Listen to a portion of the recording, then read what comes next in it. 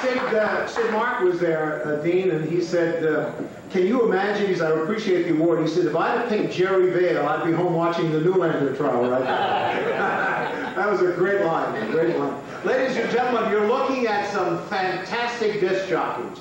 You're looking at the WIP crowd, the Metro Mediocres. And that's what they were called. That's what our baseball team was called, the softball team, Metro Mediocres. And Dean Tyler was the guy who really started it all and helped us. Harvey Glasscock was the guy, I think, who really began everything. And, you know, with a name like Glasscock, you've got to be real good. You do realize that. He's like that strawberry jam. And Harvey Glasscock was sensational. Dave Kroninger came along after him. And I'll just give you, very briefly, and then introduce the crowd, some of the names that were given to me. And Bob Russo helped me out on some of these great names, fellows who aren't with us anymore. How about Joe McCauley? Yeah. Chuck Doherty, Chucky from Kentucky. I replaced him, by the way, 10-1. Ken Garland, of course, he was on 1-4 at this time. Tom Brown, Bill Hickok, and Jim Tate was doing the all-night show. Do those names strike a note with you? I certainly hope they do, because they were the ones who kicked this off. And I'll introduce Dean. Kelly really was the general manager, but he closed his door after lunch, and no one was allowed inside, and he really gave Dean carte blanche. So Dean was selected in the 70s as the program director of the decade by Billboard magazine. So those are the kind of people that you're dealing with. And here is Dean Tyler to reminisce just a little bit about WIP. Thank you, Bill. I don't always sound like this. I'm getting a case of laryngitis because WPPN had me in to record some liners for him today, and I've got some sort of an allergy condition, and it went right to my throat, so I apologize. Yeah, radio, not TV. Well, what do you know? I had to talk him into getting into television. He was afraid he'd lose his job if he went to TV. Remember that? Was. Yeah. He was nice enough. What happened? Tom Lemaine asked Dean if he could sneak out to do the weather forecast, right, Tom? Tell the truth now. You didn't go. Just give us a mention now and then, you know, and we let him go. I'd be remiss if I didn't mention Dick Carr, who was the general manager that hired me there, so obviously he was a giant. And I was really hired not to run the radio station, but because I played softball. At that time, the first thing I was asked by the sales manager was, what position do you play? Thank God I said the position that he didn't play. And he said, okay, you're hired. And the rest is history. I mean, there were so many stories that we just were kicking around here a little bit ago that are unreal, like Tom Moran, who was on the air, and I had to listen to him, monitor him every day because he was such a bad boy. And so, yes, I'm driving home from the station in the car with my late wife, and he said a phrase on the air pertaining to Gilbert O'Sullivan, the Irish singer who had had a couple of hits. And she said, you know what that means? And I said, no, why? The phrase was tug on my home. Kiss my ass is what I meant. So I pulled over to the first bar I could find, ordered a Jack Daniels, and then called him. I said, Tom, what the hell are you doing? He said, well, first of all, he always answers the phone in a voice, because anybody who knows Tom knows he does a lot of voices. And I think you were Jacques Cousteau, or one of those guys. And I said, Tom, shape up here, damn it. What did you just say on the air? What did I say? Tug on my home. Yeah. Do you know what it means? I said, yes. Uh-oh.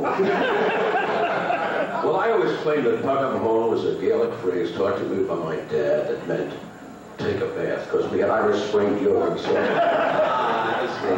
tug on my home was take a bath in Gaelic. And every time that spot turned up, it was tug on my home, baby. The only thing I will say about Nat Wright is that for a guy that worked toughest shift in radio, because I had it in my very first job at WIBG, was the all-night show. And there was one thing you could always depend on. Nat was going to be there, and he was going to be right every night. And that's not a rhyme, that's just the truth. Hey, let me sleep under the console. Yeah, right, exactly. While I was on the air, by the way. And Tom Moran would always say, and he said it many times on the air, he said, I just upped my contribution to United Fund, up yours. Well, we had a bowling team. Dean Everett, the sportsman, got us all into a bowling league. Remember that? Up at Adams Lane, up near That was the team without the ringers. We had, our team name was, and we played middle-of-the-road music, but our name was the Rolling Stones, if you remember. That's because Tom Kennedy got us a deal on freebie shirts. So anytime we had a game, was like every Tuesday night, I would report the next day on what our team did, and the phrase was, our team, as a team, we have upped our average, so up yours at home. One of those things. Not too many people heard that. With the exception of your own self. Myself, I heard it all. The thing I would say about the WIP was, not unlike WPPN, was that whatever we did, the audience was fully aware of it, and they supported it all, and we were a family. We genuinely were. And Bill mentions guys like Jim Tate and our predecessors. I was at Wibbage when I first came to Philadelphia, and when I was going to my record hops, a lot of books. When I did the record hops, I would drive to and from listening to whoever was on the air at WIP, because they were that talented. I mean, heavy hitters. They were. I'd be remiss if I didn't mention Dick Clayton, who's unfortunately is no longer with us, and Ken Garland, our morning man. So we did this by being on the air. So you heard from Miranda and you heard from the boss. The tall guy in the middle started out doing 8 to midnight. He was in the Air Force. Navy, but involved with flying. Was involved with meteorology, or at least always loved meteorology. Did you not, Tom? You're going to be a pilot, you have to know what the hell the weather is. You know what I mean? The Navy drilled it into me. I had a Marine Corps drill sergeant says you're going to be a pilot, you're going to learn how the atmosphere works. And you're going to learn how the Marines do it. And they just had a way about it. They just figured the way you're going to get this college graduate ship shape and ready to go into flight school is to have a Marine drill instructor teach them how to do it. But that's true. The first time I did weather on Channel 3, I was doing sports, and I did the 6 o'clock sports that night. It was during Hurricane David, and they sent Joe Whitty down to Miami to cover the hurricane. And in their infinite wisdom, they realized they didn't have a weather presence for the 11 o'clock news. And the weather was the big story because the hurricane coming up the coast. So I'm in the news sports department. I'm banging out the rundown for the 11 o'clock sports. And the news director comes in and says, I want to talk to you. Well, they say that, okay, let me see if I got my bag ready. We would like you to do the weather at 11. Yeah, sure, right. Sure. What makes you think I can do the weather? They said, well, you're a Navy pilot. You must know something about it. I said, that's all military. You'll be fine. So I said, well, the onus is on you. And Joe Whitty did his own forecasting. We did not have AccuWeather. We did not have a weather service. Joe did his own forecasting. And the news director brought me into the weather office and showed me all these charts and everything. And some of them were familiar and some of them weren't. And I did the weather that night. And I think that's the only time anybody has ever done the sports at 6 and the weather at 11. I have that tape. That's how desperate times were. And that's how that progressed. I never really pitched for the weather job. I came into this town really as, air personality on WIP. But my first year in, I had to ask the general manager for 60 days off because the 76ers asked me to do their games on television. Now, you're only in Philadelphia 1 year, and I'm working for the station that everybody wanted to work for in the whole country, really. And I said, there's no way. If the general manager says no, that's fine. Thanks for asking. No problem whatsoever. They check with Dean, work out the schedule, tell him how many days you're going to be off, and we'll be fine. I said, I'm going to be off 60 days. And these are away games, because Prism was doing home games.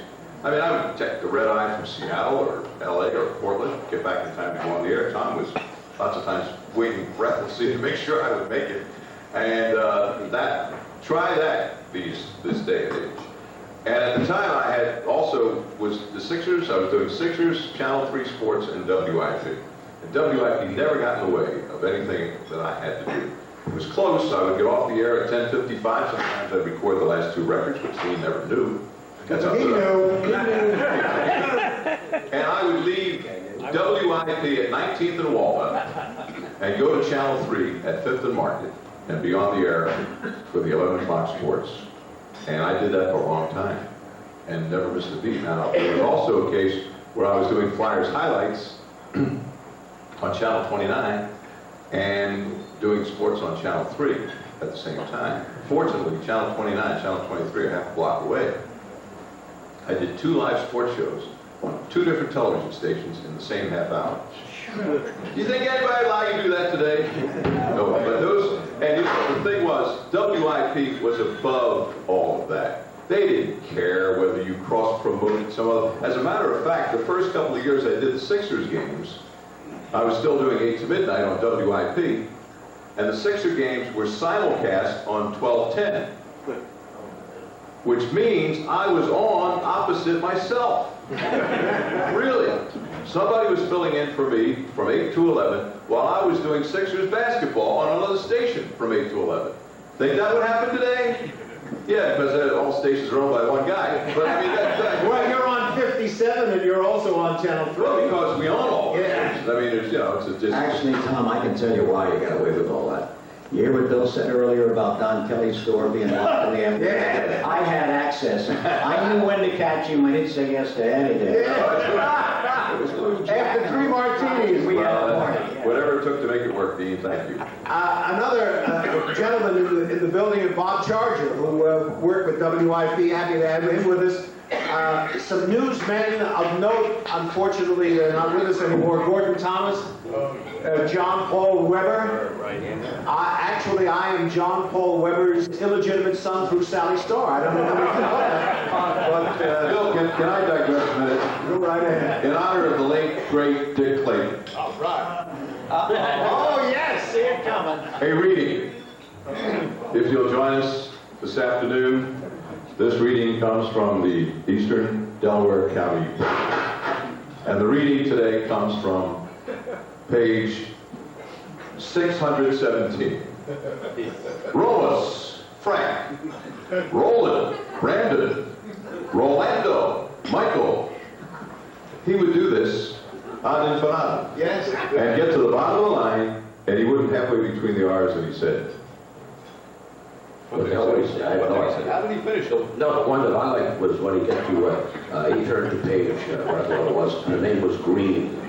And he started reading the names of Green, you know, Arnold Green, Bobby Green, Ethel Green, E Green, E Green, E Green, E Green, L Green. He also had an engineer named Walt Yost, and he had a program called Waltz Time. He would play a waltz, and then he would say, "It's waltz time." And he'd say, "Walt, what time is it?" Half past. Half past. And you've been listening to Waltz Time. That's it. WIP. Meanwhile, back in the telephone directory, Dick was up to like M. Green, Murray Green, Will Green, Nancy Green, Paul Green, Pat Green, P. Green. That's how he ended it, right there. And that's our reading for today. Thank you. By the way, I think... All right, let me move over to the all-night show. Here's a man, as Dean mentioned, he was on the air from midnight to 6. He took, well, Joe McCauley, as you know, had that show at one time. Midnight to 6, and he was all alone. There wasn't a living soul in the building. At 19th and Walnut Street in the Wellington building. That's not right, that's Nat Wright, the night rat. Yes. By the way, that's strange. Okay. On my microphone? Right. They never trusted me with this. That strange alliteration that Bill Weber just quoted followed me from 2 cities. It was created in Washington. And when I came up here to go with WIP in August of 1961, Bill, he was at WFIL radio at the time and also doing a breakfast time show on Channel 6. Somehow he let the word get out, so I've never been able to escape that. Actually, I was sort of a special teams player. When I came up here in the summer of '61, I spent my first 7 years in the course of a week, 3 days in the newsroom, and then the next 3 days were music, and every day was different. So I really slept on the installment plan. The advantage of that was my memos never caught up to me. That's why I stayed there over 24 years. It was in the summer of 1967 when Jim Tate, a terrific talent, who did have an afternoon drive time show, went to NEW in New York, left and came back to do the all-night show, found that he could not sleep in the daytime, and he was looking cadaverous. So Dick Carr asked me if I would do it for a while. I said, all right, I wasn't that keen about that schedule again. But if they throw a little money on you, that will sort of placate any uncomfortable circumstances. I needed the daytime to be open because at that time I had a severely handicapped kid to take care of, and the company helped a lot in that respect. And when I came to WIP, they had just tried an aborted experiment with rock and roll. They were going to go get WIBG. And they had people like Joe McCauley, who was playing rock in the morning. They had guys like Marty O'Hara, Tom Brown, terrific guy who died a few years ago, Chuck Doherty and others. But to show you how the ratings turned out, after about the first 6 months, they found out that WIP playing rock and roll owed ARV 5 people. So then, and that's what I think is the most significant thing about WIP, I think they invented MOR in this market. They decided the rock people had decreed death after age, what, 40 at the latest, and people were living longer. And so what we did was to do everything that Frank and Steve and Edie were doing, anything that didn't rock among people who were known. And we have Anthony Newley singing Pop Goes the Weasel. That was on our playlist. You'd have loved that, Bruce. But they found this, they awakened, WIP's format then awakened this, what we thought was dead audience of mature listeners. They stayed with the fun of the games and the interaction. So in the summer of 1967, I started doing the all-night show. Joe McCauley had it during those great years when he was the home front morale officer during World War II and just afterward. I still catered, it was a lunch pail show, catered to the people at work. And I did do it a little more than just temporarily. I stayed with it almost 17 years. I just turned my life upside down. And the daytime was my nighttime. But I appreciated the break. I built up some seniorities that when the format switched to talk all night, the severance was something beautiful. And all the guys went to bat for me. The new Metro Media middle management wanted to try to weasel out of it, but Weasel? these guys... Management weaseling? Huh? That's strange. Bones? And also when I was working all night, I was checking out news hits coming in and writing a few short news stories, and very simple, believe me, simple, declarative sentences to pass along to Dave Crane, Bill Payne, Gordon Thomas, and John Paul, and the others. And we can't forget Del Dengate and Cash Call Tappet, the gal who did all our cash calls for us. And the guy who did the music is at the end of the line, Bob Russo, who was involved with all our music. I'm probably, excuse the voice, I'm probably the luckiest man, paraphrasing Lou Gehrig, on the face of the earth. I have no talent compared to these guys. I just was at the right place at the right time. Late 60s, I remember sitting in the music library with Dave Herman, and we're sitting on the floor, and he's showing me albums that I've never saw before. He's telling me he's going to go on the air doing something called the Marconi Experiment. Wow. And WIP-FM is going to be MMR. And I was there at that time, sat there with them, listened to records, listened to Fireside Theater, Michael Tierson, is that who they were? And I said to Dave, you're going to play people that talk? you're not playing music? Well, he said, some of it's going to be talk, and some of it's going to be music, and some of it's going to be classical music. And I said, he's not going to be around here too much longer. I had my finger right on the pulse of that. But just lucky, there in the late 60s again, the Eagles came from WCAU to WIP for the first time. I was lucky enough to be become the producer of the Philadelphia Eagles, first producer IP ever had. Didn't know what a producer was of football.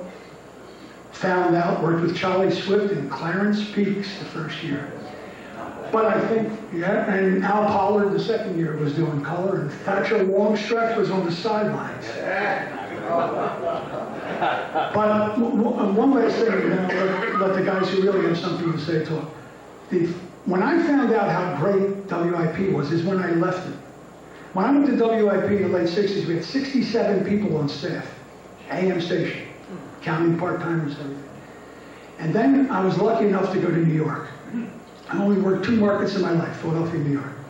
And I went to New York thinking, wow, the big time, I'm really going, this is going to be great. And I found out that I already was at the #1 station in the country. And when I got to New York, I was so shocked to hear how many other people knew it was the #1 station. They were all like in awe that I worked at WIP.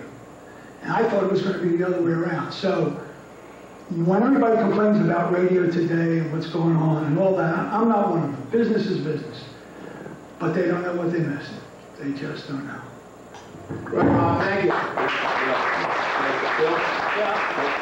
We missed it. We did mention something about Ken Garland, and in the same tone of voice, the same line of thinking that Bob was talking about.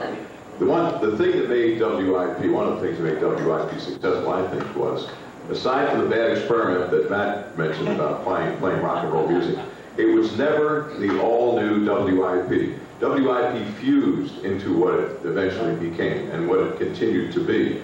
Dean had a lot to do with that. When I was brought in, I came from a rock and roll station, and this WIP's intention at the time was to insert little bits of that pop rock music into other parts of the day. But not many of the guys at the station weren't familiar with that type of music. And Ken Garland was one of them. And Ken came from a big band era. And Ken would not accept this new pop music. And Dean was pulling his hair out about this whole thing and just could get nowhere with Ken. And Dean called me into his office one day and we're discussing this situation, and everybody else is into it. Tom's into it. Nat had no problem. Dick Clayton, for God's sakes, he was playing, Chuck Berry, for crying out loud. And but Dean said Whoopi was playing Charles Berry. But Dean said, Tom, I can't get anywhere with Ken, and it's the biggest show in the morning, but his music is so different from what we're doing the rest of the day, and he just comes from a different era. You go talk to him. He likes you. So I did want to go in and let Ken know that I was specifically in there to do this. We just sat around and chewed the fat for a while, and I said, Ken, you are so big in this town that no matter what you do and what you say, people are going to buy it. Okay, where are you coming from? And I said, well, there's some things we're doing here. We're introducing some other music during the time of the day that, we feel that we can infuse it in, not just scare people away. And the benefit of this was we had 2 generations of people listening to us. I had as many people come up to me today and say, I listened to you on WIP. I said, you were too young. My mother and father had it on, and I was listening at the same time. You don't. Everything's so pigeonholed today. But anyway, that's the success that happened. So I said, Ken, you ought to try some of this stuff. You could play something tomorrow. I don't care what it is. Your audience would love it because of your popularity. Well, where do I begin? It's Motown. That's a good place to begin. Yeah, but how about My Girl by the Temptations? And that's it. Just try that and see how it works out. A couple of days later, Ken's playing My Girl by the Temptations.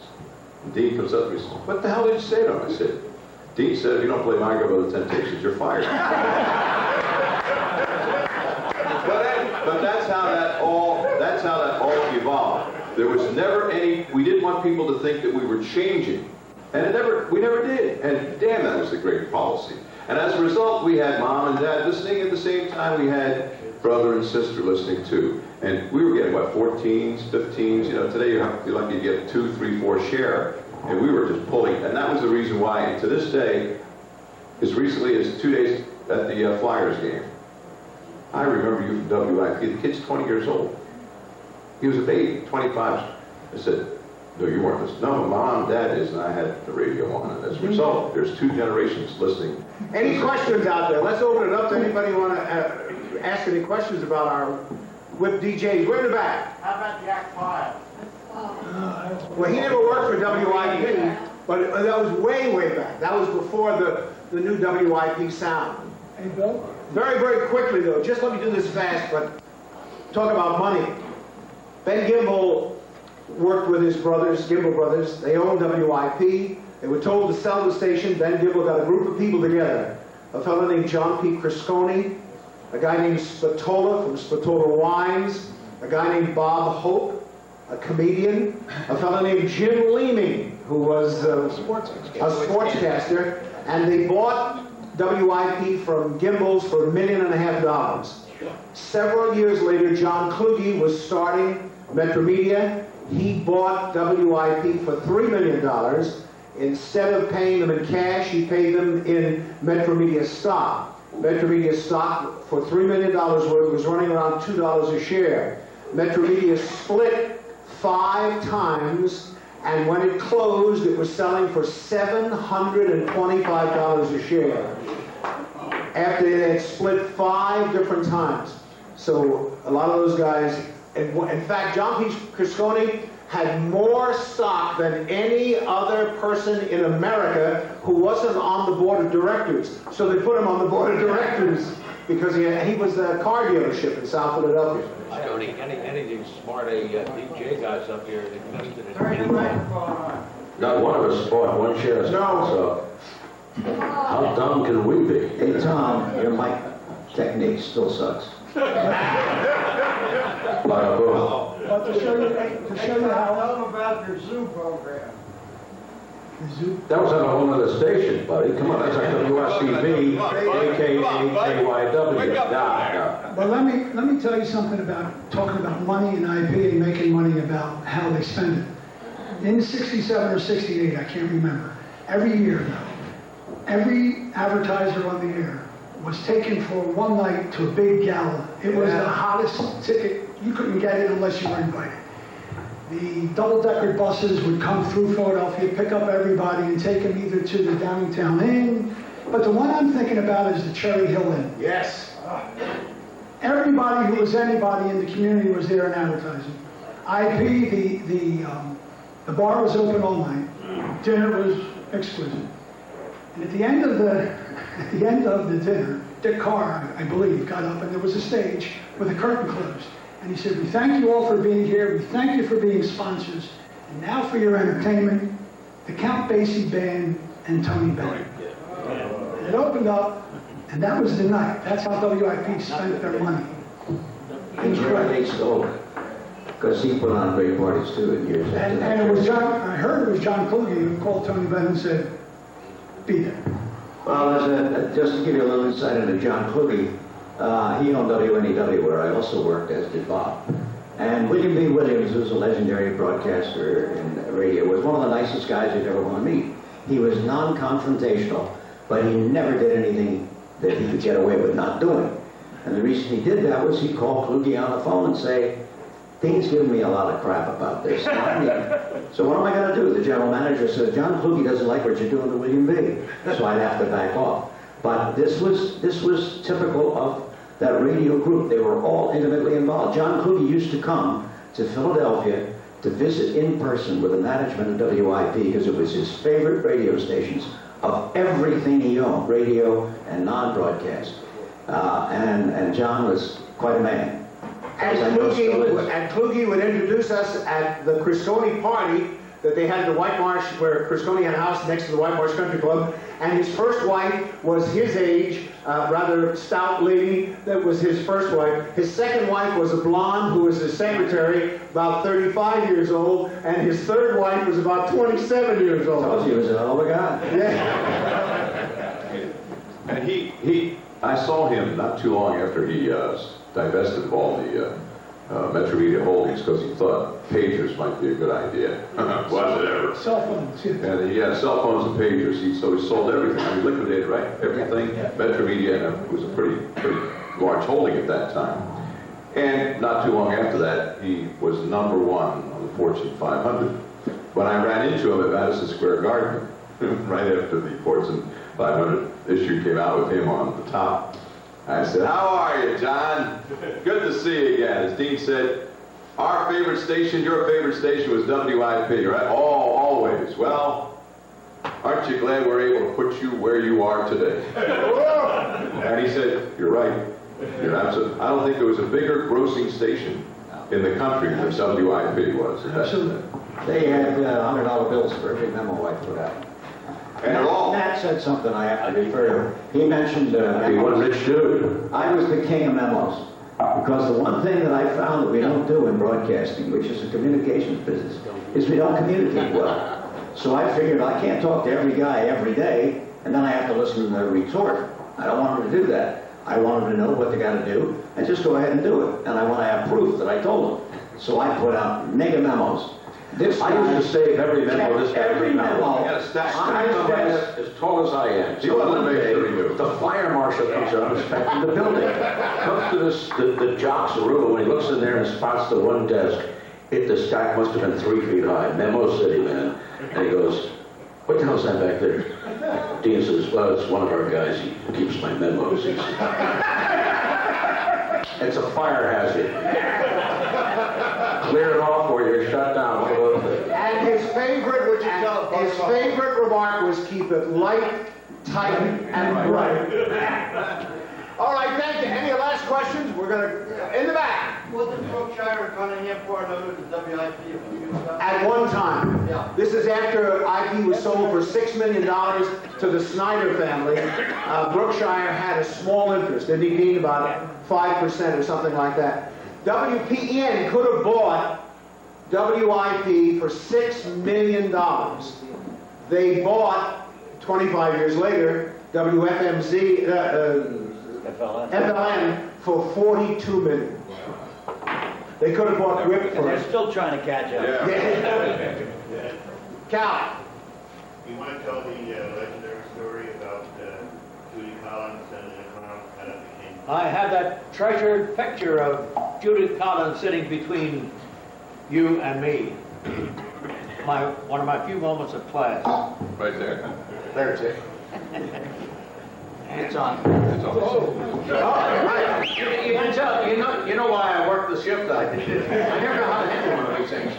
And I used to follow Tom Lemaine, and we did everything standing up. If you could call me standing up. And when I would follow Everything Tom, standing up, man. huh? You did everything standing up. Everything. That's for what you. We all did. Yes, I had a remarkable family. But I followed Tom on the air one night, and people phone and say, "Boy, you sound awful far away. You sick? You tired?" And I looked up, the microphone was on the ceiling. So I pulled the mic down, a lot of crushing noises I did, and then resumed my bit. I think that one of my classiest encounters was when, and Cal can double check me on this, I got a phone call from, who was a record promoter with you at that time? Harry Pimper. And the guy goes, we had played Judy Collins, Send in the Clouds. And it was a nice, it was classic. But we didn't play it frequently enough. And Cal, having the musical radar that he does, phoned and said, we get a little more action on this. It could be a hit. And the courts would call this an ex parte contact. But this guy was such a good buddy. And Cal is the kind of a guy where if you toss him a ton of steel wool, he'll knit you a Volkswagen. Hey, Bones, I'm going to close it down and remind everybody that standing in the door is our speaker for January, Mark Howard, who will be here speaking with us in January. One of our members. Thank you very much. Thank you all for coming.